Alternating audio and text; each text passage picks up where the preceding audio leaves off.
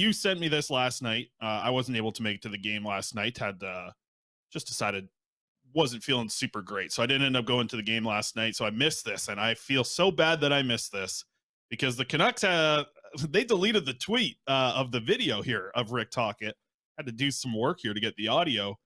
There was some strong words from Rick Tocchet last night, as you can see on the ticker. Tocchet babysitting is the way we're going to start this. I will say this before we run the audio clip. We'll listen to the babysitting clip here in a second. There's something to be said about how great Rick Tocchet's blunt honesty is. And you have to take him for his word, because this was a guy who played in a very tough version of the NHL. He was one of the toughest guys in the toughest version of the NHL. He's lived it. And I had this thought last night, actually, watching. And I said, okay, like, to me, the best color commentator guys are former goalies, specifically backup goalies. Like, we have literally a perfect example here in Vancouver, but like Darren Pang's a good example. He's been a great color commentator in the NHL. Obviously here, Cheech, a goalie, like, they make really good color guys. They add a lot to a broadcast.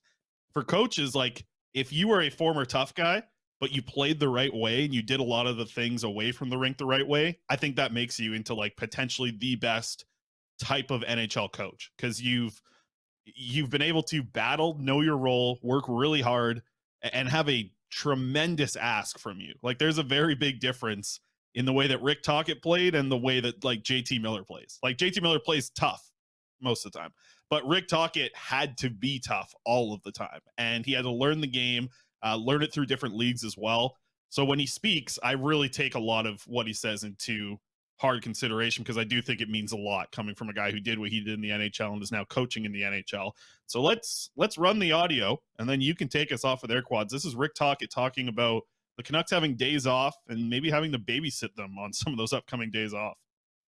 The energy level was not there after a day off. That's the alarming thing. I got to take a look at that, because if you have days off and guys don't know how to prepare on days off, then I'm gonna have to start babysitting a little bit more. That's just the way. That's hockey 101, coaches' rules. If you can't be professional on a day off and come in and have energy, then obviously you're doing the wrong thing on a day off. I don't know what they're doing, because the energy level, even last game, a little bit same thing. No energy. Okay, so first of all, Corey Anderson wanted us to point this out. Don't undersell him, Tocchet. He wasn't just a tough guy, scored over 400 goals in his career, almost 1,000 points. That's the thing that I think a lot of people forget about Rick Tocchet when they are speaking about him as the coach here. He had a really successful NHL career before he ever stepped into coaching. So, we'll say that. But as for that quote that we just heard from the Canucks head coach, Mr. Rick Tocchet himself, what he said is important to me, Chris, because we're hearing again him come out and say things like, look, that grade school comment, that's embarrassing for players to hear, right? And for that to be public, that's embarrassing for the players. That's done to embarrass the players. And I think the message got through. We saw them play sharper defense after that, but his non-negotiables of you can't smash your stick, you can't do this, you can't do that. He even said it last night. It seemed like they were making really good progress on that, but to have that regression, that's just not okay, is kind of what he said. And I think that's what, and he said is, I'm going to get it back on the rails, basically, is what he said. And I think that's what really matters here, is it's not, he's not even giving it a chance to grow into a bigger issue. It's, okay, well, there was a sign of what this team used to be before I got here. I'm going to nip it in the butt right now. And I think that's super important for this coach right now. And it goes into the conversation of, is the Tocchet bump real? Is it going to go into next year? What we saw last night is what a lot of people expect them to do next year, right? Like, just come out of the gate, have a bunch of stinkers, coach gets fired, rinse and repeat. But that's not going to be the case this time. It doesn't sound like Tocchet's not going to let that happen, it seems. No, I don't think so. And yeah, I got to put some respect on Tocchet's name. He is 10th in the NHL for all-time penalty minutes. And of those 10, no player has more points per game than Rick Tocchet. So got to put some respect on the skill there as well. That's my bad. That's on me. So I appreciate, was it Corey in the chat here letting me know? We do have the other clip that you're kind of talking about there about, I think he said, nip it in the butt. Is that the term? Nip it in the butt? Technically it's bud. Nip it in the bud. Well, that's a BC term then. BC born knows what I'm talking about in the chat there. But let's play this one too, because I found it interesting. Like, listen, if a coach comes out and says they have to babysit their players, that's a story. That is a very telling quote to the media from the head coach. That's big. That's big. But I also liked kind of the way that you just said there about the quote there. It also came on the other end when he was talking about the body language, right? And how that's not going to happen here. Let's play the clip because I do very much like the way that Tocchet answered this question, specifically off in the early parts of it. So let's hear Rick Tocchet about body language. But yeah, body language is something that you can control, and it's it hasn't been. I thought we've been getting better at it, but it's not going to creep back in. It won't. I'm not going to allow it because body language is is not mental toughness. It's weak-minded people when you have body language like that. One and done. If you do it once in a blue moon, I get it. We've all done it, but it's got to be once in a blue moon. You can't have a steady diet of it, because to me, I forget what coach. It just was great. He had a whole thing. I think it was Calipari on body language. How it's really a good kind of press conference. He talked about it, and it's a weakness, a mental weakness when you have bad body language all the time. One thing he talked about was, I believe it was end of the second, might have been end of the third. I don't know why, I can't remember off the top of my head, but there's 20 seconds left. I think it was the third, actually, now that I remember correctly. It was the third period.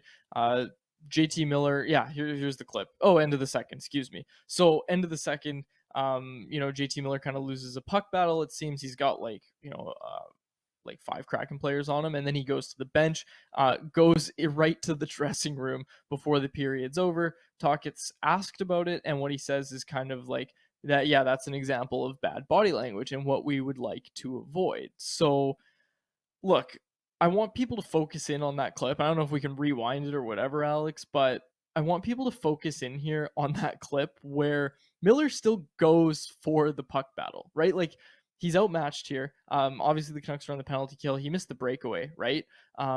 Which isn't great, but he goes back on the puck and he's still hard on it on the boards. Like, he's still trying to stay engaged in the puck battle, protect the puck. And, he dishes off to Dakota Joshua there. But the thing I want people to remember is when this stuff wasn't nipped in the butt, is when you would see JT Miller give up on that play, right? And then it would be a thing that Boudreau talks about post game, or whoever talks about post game, and it's kind of just one and done. It's over. It happened, and then it happens again, and then it happens again, and then JT Miller goes through a string of bad play. Body language is awful the whole time, and then this market starts to really, I don't want to say turn on him, but this market starts to really vent their frustrations with Vancouver's new $8 million man. So I just want to say, to his credit, he stayed engaged in the play, and that's better than what we saw from JT Miller at the start of the year. I just want to get that in there. Is that give him Wow. credit? He stayed engaged in the play, and he wasn't doing that early on in the year. It's funny that you're like giving a guy credit for a situation where he left the bench with 20 seconds remaining. I don't know about that. Yeah, I guess he forced a little bit there. That's those things. I'll tell you what. Those type of things would fly before. I just think Rick Tocchet will not take that. I'm sure he's going to come out in the media and say like everything's good with JT. He's a competitor. The same thing we hear lots of coaches talk about with JT Miller. But I can bet you that will not happen again. That will not happen with Rick Tocchet. You do not leave the bench while your team's still playing and still has 20 seconds. If I get you're coming off a breakaway, and you heard kind of Tocchet mention in his quote there of like, yes, that can happen once in a long time, but oh man, that will not happen. You will not see a player leave the bench who's not injured under Rick Tocchet again. I can imagine that really frustrated him. We've talked about the way he played the game.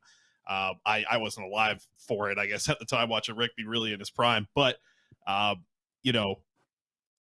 will not happen again. I can almost guarantee that. That's not going to fly with Rick Tocchet. Yeah, and I think that's what people want, right? Like, people want that not to fly. People don't want to see that. That's not what people want. Although there is a few people, and not so much in the chat, I see it more on Twitter, just people, justifying that from Miller, right? They're just saying, well, he plays with fire, plays with passion. I love it. You don't want one of your guys in the leadership group leaving the team early, right? Like you don't want that, especially in the second period. It wasn't even the third. Like it wasn't like the game was over. There was still a third period to play. I know they played poorly in the second and Miller was having a tough night. I get it, but that's your leader. Like that's part of your leadership group. You don't want to see that For sure. from one of your leaders. And I think that's where the conversation kind of begins and where it should end as well. Yeah, and I agree. I just think JT Miller is going to be a guy. If you think about just like emotions of a hockey game, nobody drives it more than JT Miller, like positively or negatively. That's kind of what he is. And it's like you get him in the right spot on an organization, he's going to be very effective. If you keep him driving that train positively, it's excellent. But it's, to me, it's like there needs to be more of an ask about the leadership from JT Miller. And I'm not like, I'm far away from thinking he should be the captain, but he needs to recognize what his leadership means to this group. It's going to be a young leadership core. It's going to be Quinn Hughes. It's going to be Elias Pettersson. Insert name here, whoever else you think is going to wear an A. But JT Miller probably will be another one of these guys with an A on his chest, and he needs to be kind of the veteran of the young core to really keep this team moving forward. And it just moments like that was tough. And by the way, Rob Williams, Rob the Hockey Guy on Twitter, for that video there,